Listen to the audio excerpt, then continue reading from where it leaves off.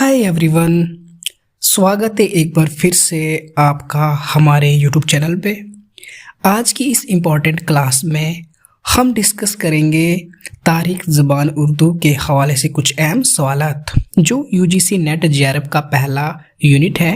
इसमें से कुछ इम्पॉर्टेंट कुछ अहम सवालात पे हम गुफ्तगू करेंगे और जिसमें हम सवालात और उनके जवाब देखेंगे, जिससे कि आपकी तैयारी में मज़ीद इजाफ़ा होगा, यानी और बेहतर तरीके से आपको कुछ सवालात के जवाबात जो हैं फराम हो जाएंगे।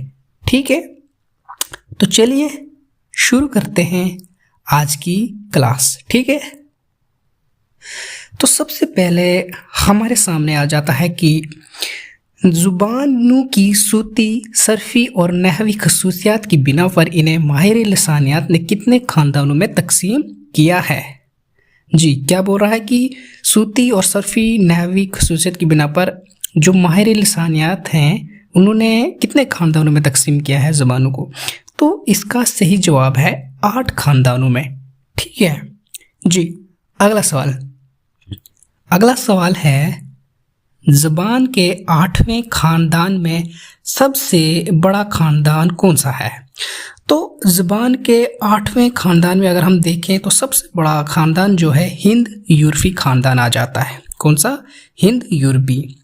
जी, हिंद यूरोपी ख़ानदान को माहिर लिसानियत ने कितने शाखों में तकसीम किया है। पहले तो हमने देखा कि सबसे बड़ा ख़ानदान कौन सा आ जाता है, तो वो आ गया हिंद यूरोपी। अब हिंद यूरोपी ख़ानदान जो है उसकी आगे मज़ीद शाखें आती हैं, तो वो कितनी शाखें आती हैं? तो इसका सही जो जवाब है वो है 11 शाखों में तकसीम किया गया है। ठीक है, अगला सवाल, वो हिंद आर्याई जो उर्दू और हिंदी की असल है ज़बानों के किस ख़ानदान की शाख है? ठीक है, तो वो है हिंद यूरोपी की। ठीक है जी, किसकी? हिंद यूरोपी की। अगला सवाल है कि माहिर लिसानियात ने हिंदुस्तान में हिंद आर्याई ज़बानों के इर्तिका को कितने अदवार में तकसीम किया है? जी, कितने? 3 इसमें ज़बानों के इसमें अदवार में तकसीम किया है, जिसमें कदीम, वस्ती और जदीद आ जाता है। ठीक है, अगला सवाल है कि जेल में दिए गए बयानात को गौर से पढ़िए और सही बयानात को कलमज़द कीजिए। ठीक है, जिसमें दिया है कि द्राविड़ी की मशहूर शाखें तमिल, तेलुगु, कन्नड़ और मलयालम हैं। ठीक है, दूसरा ऑप्शन है कि मसूद हुसैन खान के मुताबिक हिंदुस्तान में आर्यों के दाखिले की तारीख 1500 कबल मसीह मुकर्रर की जा सकती है। अगला ऑप्शन बताया जा रहा है कि वस्ती एशिया से आने वाले आर्या पाली बोलते थे। अगला, आर्याई का पहला मुस्तनद नक्श ऋग्वेद है। ठीक है, तो इसका सही जवाब हमारे पास आ जाता है पहला ऑप्शन, फिर दूसरा ऑप्शन बी सही है और साथ में चौथा ऑप्शन भी सही है। यानी द्राविड़ी की जो मशहूर शाखें हैं वो तमिल, तेलुगु, कन्नड़ और मलयालम हैं। ठीक है, और मसूद हुसैन खान के मुताबिक हिंदुस्तान में आर्यों के दाखिले की तारीख जो 15 कबल मसीह मुकर्रर की जाती है, तो बिल्कुल दुरुस्त है। ठीक है, और वस्त एशिया से आने वाले आर्या पाली बोलते थे, तो ये दुरुस्त नहीं है, वो पाली नहीं बोलते थे। ठीक है, और आर्याई का पहला मुस्तनद नक्श ऋग्वेद है, तो ये बिल्कुल दुरुस्त है। ठीक है, अगला सवाल कि जेल में दिए गए बयानात को गौर से पढ़िए और सही बयानात को निशान जद कीजिए। इसमें वस्ती हिंद आर्याई 500 कबल मसीह से 1000 ईस्वी तक का ज़माना है। क्या ये सही है? या कदीम हिंद आर्याई 1000 कबल मसीह से 500 कबल मसीह का ज़माना है? तो इन 4 ऑप्शन में जो हमारे सामने दुरुस्त आ जाता है, उसके बाद एक और बताया है कि जदीद हिंद आर्याई 1000 ईस्वी से 2000 ईस्वी तक का ज़माना है, तो ये भी बिल्कुल नहीं हो सकता। कदीम हिंद आर्याई जो है वो 1500 कबल मसीह से 500 कबल मसीह का ज़माना है। क्या ये दुरुस्त है? ठीक है, तो इसमें जो हमारे पास ए ऑप्शन आ जाता है वो, और हमारे पास जो डी ऑप्शन आ जाता है वो, यानी दूसरे वाला दुरुस्त है। यानी वस्ती हिंद आर्याई जो है 500 कबल मसीह से 1000 ईस्वी तक का ज़माना है, क्योंकि उसके बाद जदीद हिंद आर्याई शुरू हो जाता है।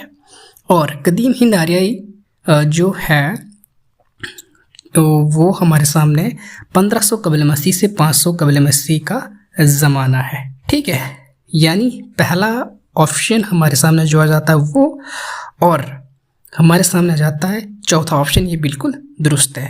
तो नीचे जो दिए गया जुमरा है दूसरे वाला, यानी ए और डी हमारे सामने सही हो जाता है। ठीक है, इसमें हमने टिक नहीं किया, माफ़ी चाहते हैं। जेल में से 2 जुमरे सही हैं। हिंद आर्याई के 5 अदवार हैं, डॉक्टर सुदेश्वर वर्मा कहते हैं। हिंद आर्याई के 3 अदवार हैं, ज्ञानचंद जैन कहते हैं। मगरबी हिंदी की 5 बोलियां हैं, ग्रीरसन कहते हैं। ठीक है, और जदीद हिंद आर्याई को 3 शाखें हैं, ये ग्रीरसन कहते हैं। तो इसका भी दुरुस्त जो हमारे सामने जवाब है वो है ए ऑप्शन, यानी हिंद आर्याई की 5 अदवार हैं, ये डॉक्टर सुदेश्वर वर्मा कहते हैं, बिल्कुल सही है। और मगरबी हिंदी की 5 बोलियां हैं, ये ग्रीरसन कहते हैं, तो ये भी सही है, यानी ए और सी पहला ऑप्शन हमारे सामने दुरुस्त आ जाता है। ठीक है, 9वां जो हमारे सामने है कि जेल में 2 जुमरे सही हैं। ब्रिज भाषा खड़ी बोली कनुजी, ब्रिज भाषा बुंदेली कनुजी, खड़ी बोली हरियाणवी शेरशनी, खड़ी बोली या हरियाणवी। ठीक है, तो हमारे सामने ये जो सही जुमरा आ जाता है तरतीब के हवाले से, तो वो है हमारे पास ब्रिज भाषा, बुंदेली, कनुजी, खड़ी बोली और हरियाणवी, यानी बी और डी। ठीक है, अगला सवाल है कि जेल में 2 जुमरे सही हैं। इनमें से 2 जुमरे कौन कौन से सही हैं? तो हमारे सामने सही है ए और सी, जिसमें लहिंदा, सिंधी, मराठी और आसामी आ जाती हैं, और सी में आ जाती हैं शोरसीनी, मागधी, अर्ध मागधी और पिशाची। ठीक है, ये ज़बाने मशरक़ी हिंदुस्तान के हवाले से आ जाती हैं। ठीक है, और जेल के बयानात को गौर से पढ़िए और दुरुस्त बयानात को कलमज़द कीजिए। ठीक है, रज़मिया मंजिल को अदबी मंजिल कहा जाता है, या वस्ती हिंद आर्या के पहले दौर में पाली अवाम की मकबूल ज़बान रही है, जिसमें जैन मत और बुद्ध मत की तालीमात मिलती हैं। प्राकृत के मानी फितरी ज़ुबान के हैं, अपभ्रंश के मानी बिगड़ी ज़ुबान के हैं। तो इसमें हमारे सामने ये सारे ही ऑप्शन दुरुस्त है। ठीक है, यानी रज़मिया मंजिल को अदबी मंजिल कहा जाता है। वस्ती हिंद आर्या के पहले दौर में पाली अवाम की मकबूल ज़बान रही है, जिसमें जैन मत और बुद्ध मत की तालीमात मिलती हैं, बिल्कुल दुरुस्त है। प्राकृत के मानी फितरी ज़बान के हैं, बिल्कुल दुरुस्त है।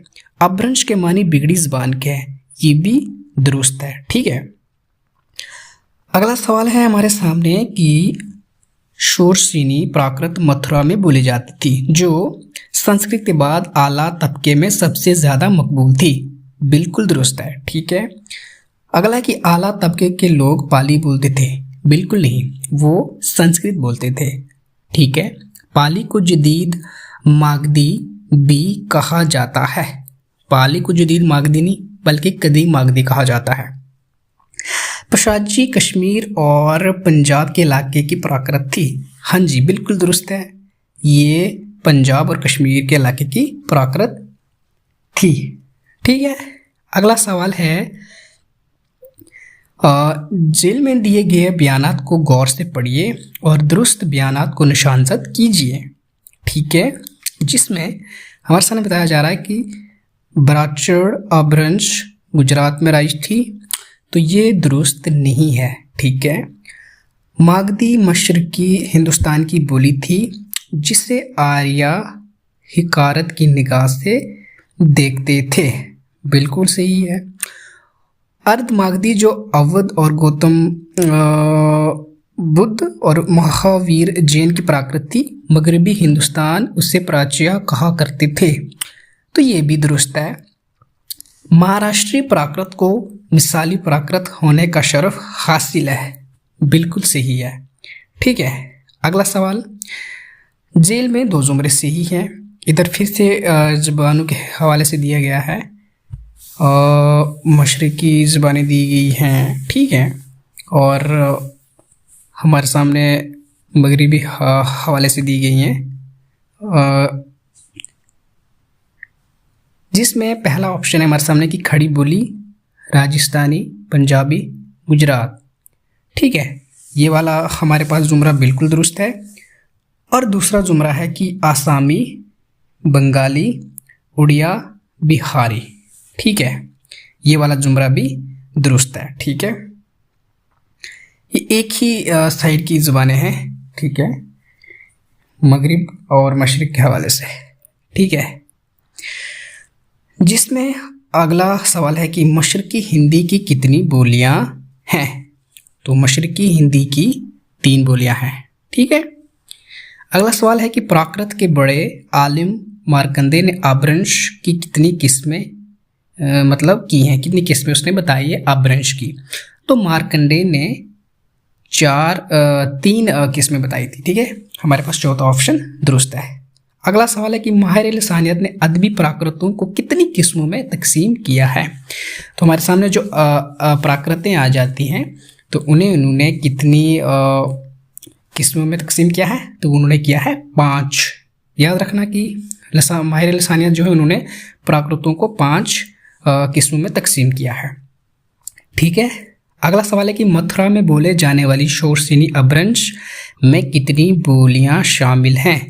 तो जो मथुरा में बोले जाने वाली शोरसिनी अपभ्रंश है उसमें 4 बोलियां हैं, ठीक है। अगला सवाल है कि झेल के बयानात को गौर से पढ़िए और सही बयानात को पहचान कर कलमज़द कीजिए, जिसमें हमारे सामने 4 ऑप्शंस दिए गए हैं, 4 जुमरे दिए गए हैं। तो यहाँ पर चारों के 4 ठीक है। कैसे? लिहिंदा जो है मगरबी पंजाब की ज़ुबान है, बिल्कुल दुरुस्त है। मराठी जो जनूबी हिंदुस्तान की जदीद आर्याई ज़ुबान है उसे शायरी और मौसीकी की ज़ुबान भी कहा जाता है, ये भी बिल्कुल दुरुस्त है, ठीक है। पहली प्राकृत के अदबी शक्ल को पाली कहा जाता है, ये भी दुरुस्त है। अगला सवाल है कि जुमरा है कि ब्रिज भाषा को मगरबी हिंदी की नुमाइंदा बोली और शोरशिनी अपभ्रंश की सच्ची जानशीन कहा जाता है, तो ये जुमरा भी बिल्कुल दुरुस्त है। अच्छे से इन चारों के 4 जुमरों को जहन में बैठा दीजिए, सवाल इन पे कहीं से भी बन सकता है, ठीक है। अगला सवाल है कि झेल के बयानात को गौर से पढ़िए और दुरुस्त बयानात को निशानजद कीजिए, जिसमें आपके सामने 4 जुमरे से दिए गए हैं। तो 4 में से सिर्फ तीसरा जुमरा जो है सही है। क्यों? तीसरे जुमरे में बताया गया है कि प्राकृतों के अदबी शक्ल इख्तियार कर लेने के बाद अवाम की बोल चाल की ज़ुबान को अपभ्रंश कहते हैं, ठीक है। तो चौथे में क्या कहते हैं कि प्राकृतों में सबसे पहली शोरसिनी में कवायद तरतीब दिया गया, तो ये बिल्कुल दुरुस्त नहीं है। वस्ती हिंद आर्याई के दौर में अवाम की बोली के अदबी रूप को प्राकृत कहते हैं नहीं, इसकी जो सही तो तरतीब दी गई है तीसरे जुमरे में दी गई है। संस्कृत पर लगाई गई पाबंदियों के नतीजे में वजूद में आने वाली ज़ुबान को अपभ्रंश कहते हैं। अपभ्रंश नहीं बल्कि उसे पाली कहते हैं, ठीक है, पाली और प्राकृत कहते हैं, ठीक है। अगला सवाल जो हमारे सामने आ जाता है वो है कि उर्दू ज़ुबान से मुतालिक झेल में 2 जुमरे सही हैं, तो जिसमें हिंद यूरोपी, हिंद आर्याई, शोरसिनी, खड़ी बोली, ये जुमरा ये वाला जुमरा है जो ये बिल्कुल दुरुस्त है। दूसरा दिया गया है कि तुर्की, उर्दू, लश्कर, ये भी बिल्कुल सही है, ये उर्दू ज़ुबान के नाम है दिए गए हैं पहले से, तो ये 2 जुमरे जो हैं बिल्कुल सही है। तीसरे में क्या दिया गया है? उर्दूगान, फौजी, अरबी, तो ये बिल्कुल दुरुस्त नहीं। और चौथे में दिया गया है हिंद यूरोपी, हिंद आर्याई, मागधी के बीच की वजह से ये भी बिल्कुल नहीं होता है, ठीक है। अगले जुमरे की अगर हम बात करें मेरा मतलब है सवाल की, तो जिसमें है कि जदीद हिंद आर्याई का ज़माना कब से कब तक है। जदीद हिंद आर्याई का ज़माना कब से कब तक है? जदीद हिंद आर्याई का ज़माना 1000 ईस्वी ता हाल जो भी चले जा रहा है, ठीक है। अगला सवाल है कि खड़ी बोली से मुतालिक दर्ज झेल बयानात को गौर से पढ़िए और दुरुस्त बयानात को पहचान कर कलमज़द कीजिए, ठीक है। इसमें हमारे सामने आ जाता है दूसरा जुमरा सही, तीसरा और चौथा भी, ठीक है। खड़ी बोली में मौकुसी मुसमते डाल का कसरत से इस्तेमाल मिलता है, बिल्कुल सही है। खड़ी बोली में ने का इस्तेमाल फ़ाइली और मफ़ूली दोनों हालतों में होता है, बिल्कुल सही है। खड़ी बोली में तेरा मेरा की जगह तुझ मुझ का इस्तेमाल होता है, तो ये भी दुरुस्त है। ठीक है, अगला सवाल, पैदाइश के एतबार से जेल में 2 जुमरे सही हैं, यानी नए तरतीब के हवाले से दिया गया है, तो जिसमें हमारे सामने तीसरा और चौथा जुमरा सही है, यानी पहले हमारे सामने नसीरुद्दीन हाशमी आएंगे, शौकत सब्ज़वारी और मसूद हुसैन खान आएंगे, और बी वाले में मसूद हुसैन आज़ाद, मोहम्मद हुसैन आज़ाद, मोहम्मद शेरानी और सईद सुलेमान नदवी आएंगे। ठीक है, अगला जुमरा अगर हम देखें, सवाल देखिए, तो अगले सवाल में बात की जा रही है कि उर्दू की जाए पैदाइश के बारे में नज़रिए के एतबार से सही नज़रिए का नाम जो है जोड़िए। ठीक है, तो इसमें आपने जोड़ना है, तो पंजाब में जो बताया गया है तो वो महमूद शौरानी ने बताया है, और दिल्ली और उसके गिरदनवा होगा मसूद हुसैन खान, दुआबा गंगा जमन जो है वो शौकत सब्ज़वारी ने सिंध में बताया है सईद सुलेमान नदवी।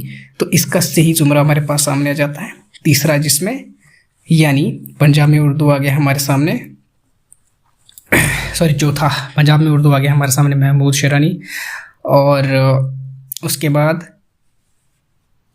कौन सा आ जाता है हमारे सामने, यहाँ पर इन्होंने मिस्टेक की हुई है, तो इसको आप देख लेना।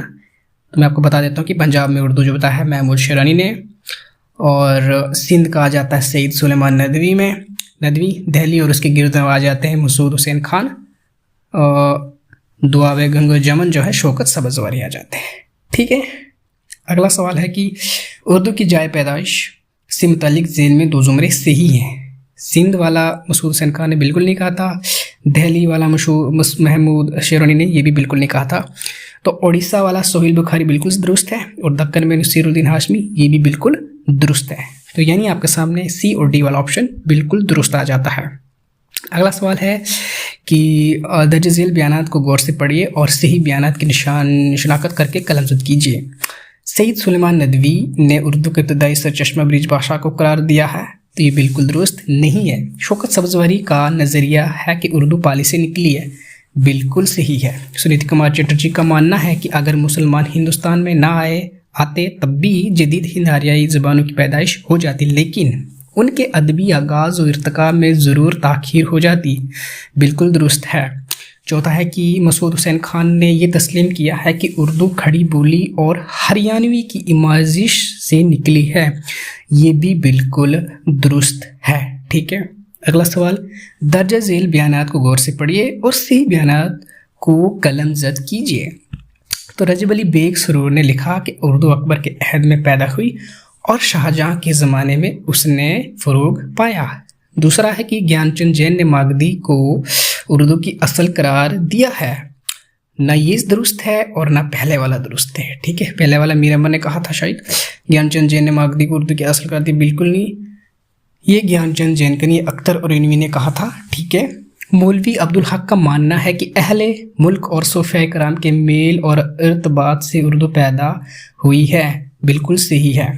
माहिर लसानियत ने अभ्रंश को हिंद आरियाई ज़बानों के अहद वस्ती और अहद जदीद को मिलाने वाली कड़ी माना है, ये भी बिल्कुल सही है। ठीक है, अगला सवाल है कि इधर भी आपको बयान दिए गए हैं, उन्हें गौर से पढ़ना है और सही बयान को कलमज़द करना है, जिसमें कहा जा रहा है कि इंशुल्लाह खान इंशा उर्दू के अरबी, फ़ारसी, तुर्की और ब्रिज भाषा पर मुश्तमिल होने के कायल हैं, तो ये बिल्कुल सही है। इमाम बख्श सैबाई ने उर्दू को शाहजहांबाद में फ़ारसी और हिंदी के खिलामिला से मरोज होने वाली बोली करार दिया है, ये भी बिल्कुल दुरुस्त है। महिउद्दीन कादरी जोर का कहना है कि हिंदुस्तान की जदीद ज़बानों की पैदाइश प्राकृतों से नहीं बल्कि अपभ्रंशों से हुई है, ये भी बिल्कुल दुरुस्त है। अगला है कि महमूद शेरानी उर्दू पर हरियाणवी के असरात के कायल हैं, तो ये बिल्कुल दुरुस्त नहीं है। ये महमूद शेरानी ने नहीं, शौकत सब्ज़वारी ने कहा था। ठीक है, यानी महमूद ने शेरानी ने पंजाब के बारे में कहा था, ना कि हरियाणा के बारे में। ठीक है, अगला सवाल है कि ज़बान के साइंसी तरीके से मुताले को क्या कहते हैं, तो उसे लसानियात कहते हैं। ठीक है, अगला है कि आवाज़ों या अस्वात के मजमूए और तरतीब का नाम क्या है?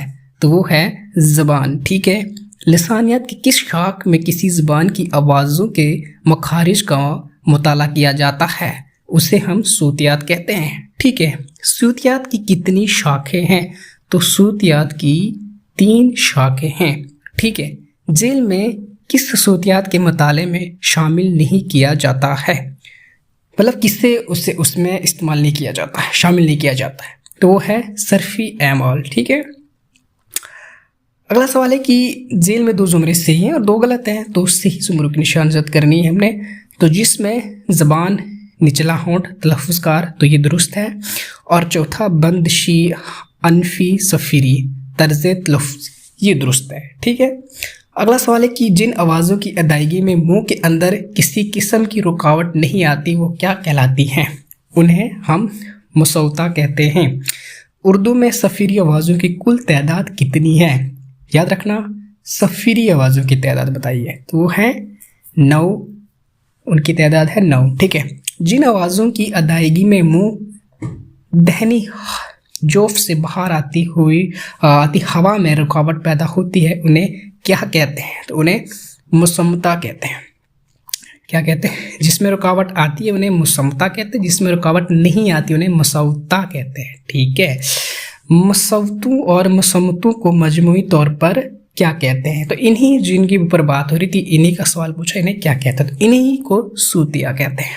आवाज़ की रुकावट नाना, सूतिया। ठीक है, जेल के बयानात को गौर से पढ़िए और दुरुस्त बयानात को कलमज़द कीजिए। तो जिसमें हमारे सामने चारों के चारों जो जुमरे दिए गए हैं वो सही है। सूतियात इंसानी आवाज़ों का साइंसी मुताला है। ठीक है, सूतियात में हर्फ के बजाय सूत और लफ्ज़ के बजाय मजमुआ अस्वात को ज़्यादा अहमियत दी जाती है। बिल्कुल, उर्दू में रे अरताइशी मसमता है। बिल्कुल, उर्दू में छुटिए और वाव नीम मुसमते हैं। जी, अगला सवाल, जिसे मुसम्मते का एक नाम सही भी है उसी तरह मुसौते का नाम क्या है? तो उसका नाम है इल्लत। यूजीसी में कितने सूत रकन हैं? यूजीसी, तो इसमें 3 है। ठीक है, आग का दरिया में कितने सूत रकन हैं? आग का दरिया, इसमें है 4। ठीक है, उर्दू में कितनी हकारी आवाज़ें हैं? हकारी 11 आवाज़ें हैं। ठीक है, जेल के बयानात को गौर से पढ़िए और सही बयानात को कलमज़द कीजिए। तो जिसमें फ़ोनीमियात में सबसे छोटी अकाई फ़ोनीम है, बिल्कुल सही। जिसमें किसी ज़बान की इम्तियाज़ी आवाज़ों का मुताला किया जाए उसे फ़ोनीमियात कहा जाता है, बिल्कुल सही है। मार्फीमियात में सबसे छोटी अकाई मार्फीम या सरफिया है, बिल्कुल दुरुस्त है। सादा आवाज़ों को तहरीरी इलामत या शक्ल में लाने को हर्फ कहते हैं, ये भी दुरुस्त है। ठीक है, यानी ये चारों जुमरे दुरुस्त हैं। ठीक है, अगला सवाल है कि उर्दू में कितनी माकूसी आवाज़ें हैं? तो वो हैं 6 माकूसी आवाज़ें उर्दू में हैं। जेल के बयानात को गौर से पढ़िए और सही बयानात को पहचान कर निशानजद कीजिए। ठीक है, जिसमें हमारे सामने दूसरा और तीसरा जुमरा सही है, यानी एक से ज़्यादा मिली हुई आवाज़ों की तहरीरी अलामतें अल्फाज कहलाती हैं। हरूफ के मजमूए को अजब्द कहते हैं। क्या कहते हैं? अबजद कहते हैं या अजब्द कहते हैं। अगला सवाल, लसानियत किसी शाख में इस बात का मुताला किया जाता है कि किसी भी ज़ुबान में अल्फाज की तश्कील किस तरह होती है और उस ज़बान के अल्फाज आपस में एक दूसरे से किस तरह रिश्ता रखते हैं, उसे हम सर्फियात कहते हैं। जेल में किसका ताल्लुक़ सर्फियात से नहीं है? तो वो है तरतीब, यानी तकरार, ताल्कियत, सर्फ़ी अमाल ये आते हैं और तरतीब नहीं आती। ठीक है, जेल में किसका शुमार सर्फियात के मुताले के तहत नहीं किया जाता है? जुज़ो मत्सल। ठीक है, लसानियत की किस शाख में किसी ज़बान की जुमलों की साख्त और जुमलों में लफ्ज़ों की तरतीब के कायदों का मुताला किया जाता है? जुमलों की साख्त और जुमलों में लफ्ज़ों की तरतीब उसे हम नहवियात कहते हैं। ठीक है, जेल में नहवियात से मुतालिक 2 जुमरे सही हैं, जिसमें जुज़ो तरकीब, जुज़ो मत्सल है और उसके बाद शमूल कार, मशमूल, आज़ाद फ़करा। ठीक है, फ़करा ये बिल्कुल दुरुस्त है। लसानियात की किस शाख में किसी ज़बान के अल्फाज और जुमलों के मफ़हूम का मुताला किया जाता है? यानी जुमलों अल्फाज और जुमलों के मफ़हूम का मुताला किया जाए तो उसे मानियात कहते हैं। मानियात के ताल्लुक से ज़ेल में 2 ज़ुमरे से ही हैं, जिसमें हमारे सामने पहला तसव्वुर, तकालुफ़, तरादुफ़, हमआहंगी और मुहावरा, इंतखाबी पसंद, इंतखाबी पाबंदी, ये दुरुस्त आ जाता है। अगला सवाल है कि ज़ेल में दिए गए हर्फ तहजी की तादाद के एतबार से सही कौल का नाम जोड़िए, जिसमें इंशाल्लाह खान इंशा का सही है 85, ठीक है। और पंडित ब्रिज मोहन दाता तरकैफी का कौन सा दुरुस्त है? उनका दुरुस्त है 47, ठीक है। मौलवी अब्दुल हक के मुताबिक 50 और जदीद तहकीक के मुताबिक 36, ठीक है। और आंसर भी देख लेना नीचे। अगला सवाल है उर्दू ज़ुबान किस रस्मुल ख़त में लिखी जाती है? तो ये बिल्कुल आसान है, अरबी फ़ारसी। उर्दू में किस तरह की आवाज़ों की तादाद ज़्यादा है? हिंदी नज़ाद, हिंद आरियाई माखज़ से ताल्लुक़ रखने वाली ज़ुबानों का, यानी हिंदी नज़ाद, ठीक है। उसके बाद अगर हम बात करें, अगला हमारे सामने क्या आ जाता है, उर्दू के बुनियादी हरूफ या बुनियादी तरसीमों की तादाद कितनी है?